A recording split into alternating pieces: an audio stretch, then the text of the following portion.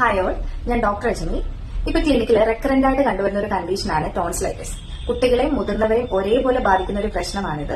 നമ്മുടെ വായ്ക്കുള്ളിൽ തൊണ്ടയ്ക്ക് ഇരുവശങ്ങളിലുമായി കാണപ്പെടുന്ന ലിംഫോയിഡ് കോശങ്ങളാൽ നിറഞ്ഞ ഗ്രന്ഥികളാണ് ടോൺസിലുകൾ എന്ന് പറയുന്നത്. വായിലൂടെയും മൂക്കിലൂടെയും കടക്കുന്ന രോഗാണുക്കളെ തടയുക എന്നുള്ളതാണ് ഈ ടോൺസിലുകളുടെ ധർമ്മം. അതുകൊണ്ട് തന്നെ ഇവ നമ്മുടെ രോഗപ്രതിരോധ സംവിധാനത്തിന്റെ ഒരു ഭാഗമാണ്.